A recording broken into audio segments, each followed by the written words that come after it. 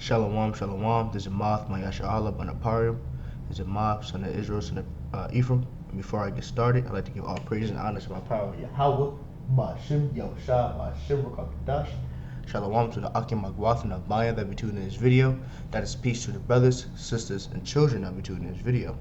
I'd like to go into the Pharisees and not being in that spirit of the Pharisees, which is being over righteous. We want to start the book of Ecclesiastes chapter 7 verse 15, and it reads, "All things have I seen in my days of my vanity. There is a just man that perishes in his righteousness, and there is a wicked man that prolongeth his life in his wickedness. Be not righteous overmuch, neither make thyself over wise. Why shouldest thou destroy thyself?" Now is a way to move in this world. Now, I remember when I went to Texas about a month ago. I was working and I ran into some IUIC people, and they were like condemning me and saying that I was going to die. I'm not a man of the Lord because I don't have my Zeeks on, and they're saying that I won't profess the Lord, which is not the case. You know, I profess the Lord. I talk. Obviously, I go out the street. I go on the street preach. I would never, but that's besides the point. Now there's nothing wrong with wearing your fringes every day. But to be wise in retrospect, you're putting a target on your back. It's like if you're wearing it at work, and unfortunately they're going to try to demonize us, and they see that you might lose your job. I don't desire that doesn't happen, no brothers, but it's something that could happen. So you have to be wise and move with this in this wicked world with wisdom and in the spirit. Because also they're saying that you ain't got the fringes on. You need to it's to remind yourself to keep the commandments, which is true. That's what it says in the Bible. The border of blue is to remind yourself of the commandments. But also, it's also spiritual. Spiritually, you should be able to remember it and try to keep yourself correct and have that discipline. But with that, I'm going to go here. There's a book in Matthew chapter 10, verse 16. It reads, "Behold, I send you forth as sheep in the midst of wolves." We are sheep in this world, man. All these wicked, evil people out here are wolves. They want to tear us apart, man. We need to be wise and move with wisdom. Be ye therefore wise as serpents. Be wise as serpents, man. Be very, very, very spiritual and wise, and be in this book to know how to move, and harmless as doves. Because also harmless as doves. That goes, that can go into the precept that says revenge is of the Lord's. But it's a certain way we need to move in this world. Now again, I'm not going to say that you wearing the fringes every day is bad and wicked, because it's not. But also I'm saying to move with a certain type of wisdom. This is the book of Ecclesiastes chapter 7 verse 17, and it reads, "Be not overmuch wicked, neither be thou foolish. Why shouldest thou die before thy time?" Now again, because someone may read that precept previous and be like, "Oh, okay, well then I can sin from time to time." No, that's not the case at all. You cannot. You need to offend less and try to correct your ways and try to transgress the law as the least amount of time as possible. So don't take that last precept out of context and think it's okay to sin, because this precept right here,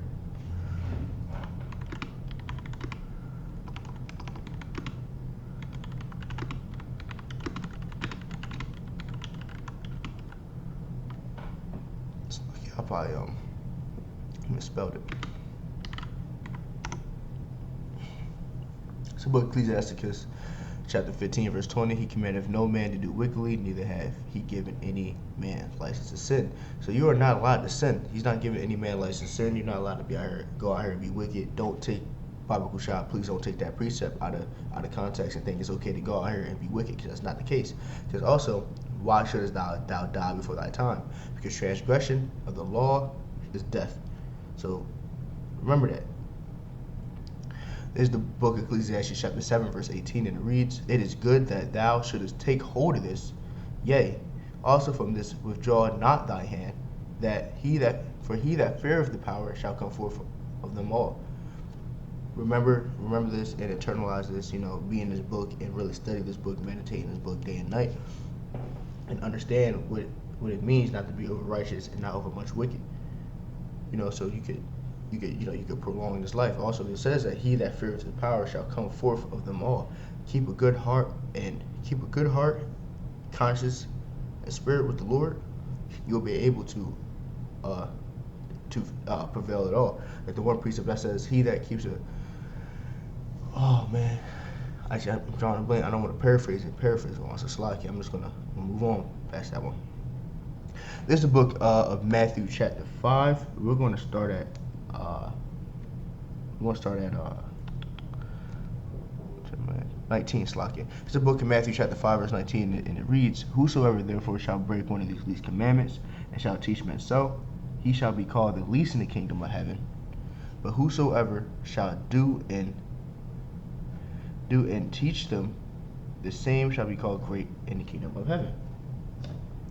Now, what we were just going over to talking about being spiritual and you know, and being able to not being over righteous, but also do not sin.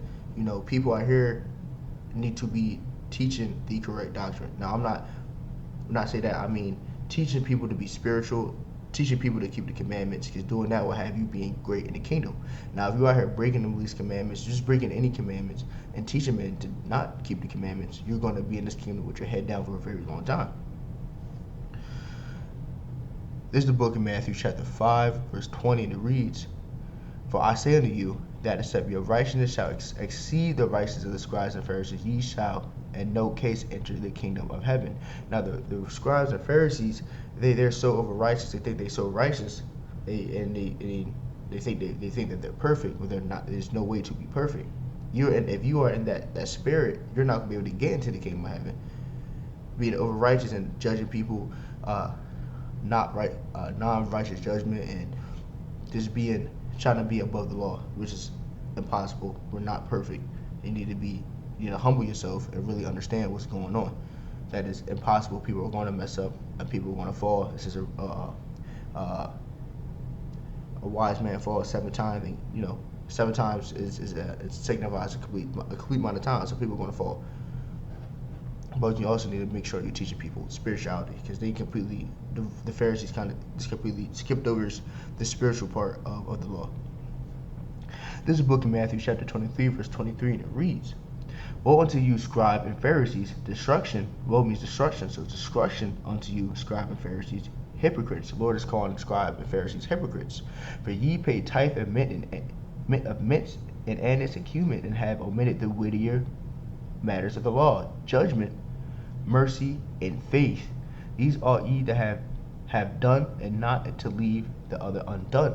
So again, those go hand in hand with being in the spirit and understand this law is spiritual, and having righteous judgment. So the non-righteous judgment, and having mercy, because the precept that says, like, if you showing mercy, you be able to get mercy. It's roughly paraphrasing it, but they skip over that. And faith, the precept, without faith it's impossible to please him.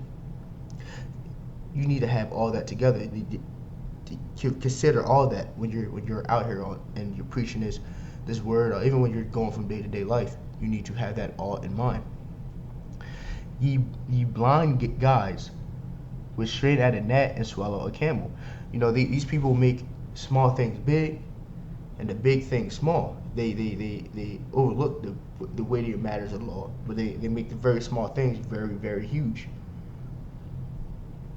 "Woe unto you, scribe and Pharisees." Again, destruction unto you, scribe and Pharisees, you hypocrites. It's like a hypocrites. The Lord is calling the scribe and Pharisees hypocrites again. "But ye may clean the outside of the cup of the platter, but within you are for extortion and access."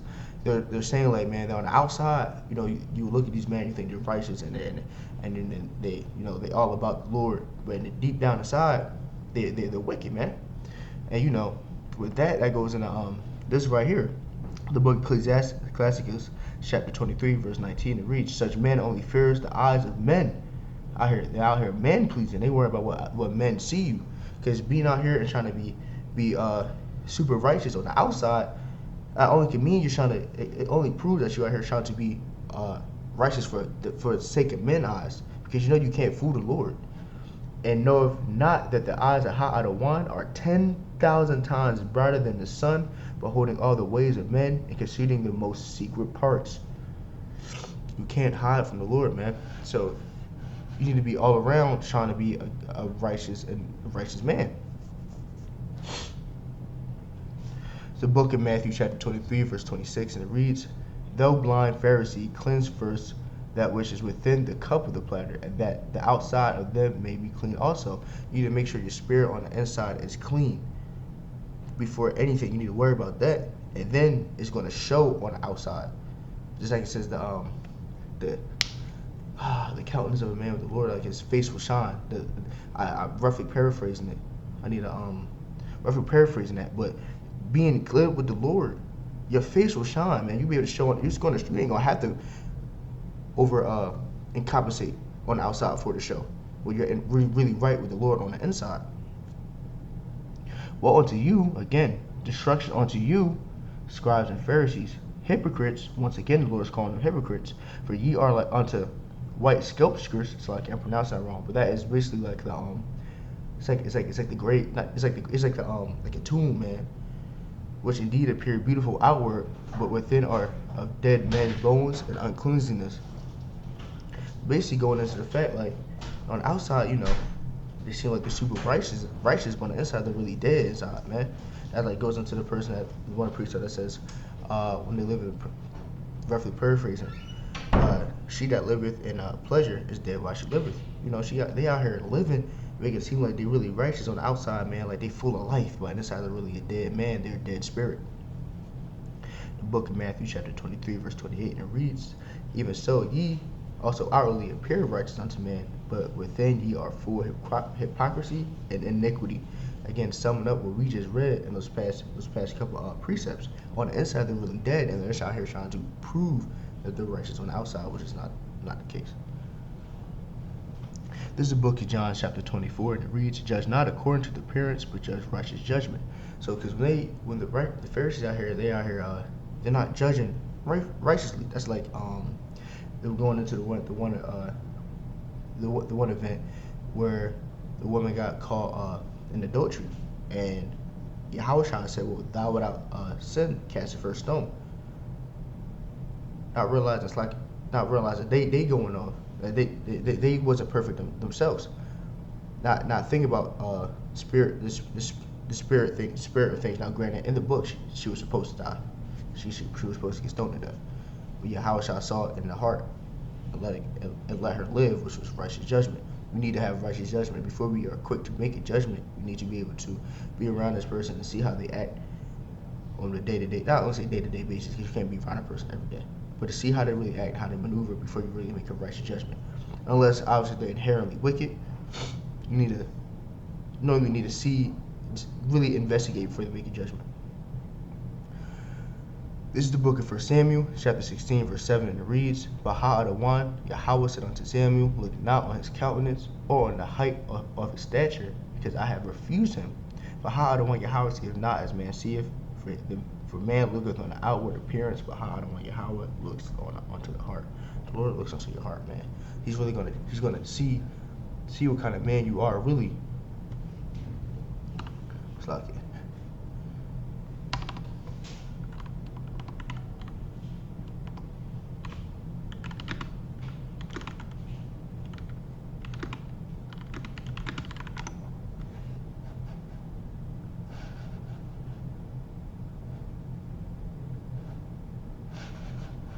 So I can go back and read it for you guys again. It's the book of 1 Samuel, chapter 16, verse 7.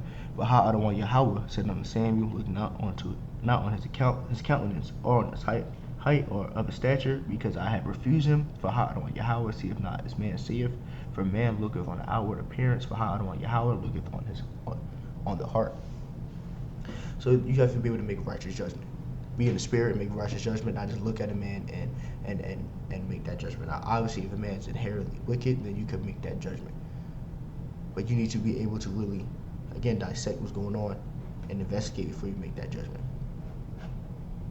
And let's right here to back this up. It's the book of Jeremiah, chapter 17, verse 10. I, Adawan Yahweh, searches the heart. I try the reins, even to give every man according to his ways and according to the fruit of his doings. The Lord is going to really test your heart.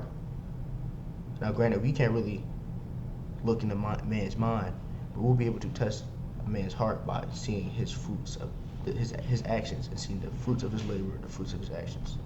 But out of our desire, this is able to give you guys some peace, and out of our desire, it was edifying. before we call it in the lesson. I give all praise and honor to my power, Yahweh, Ba'ashem, Yahushua, Ba'ashem, Ruach HaKodesh, Shalom.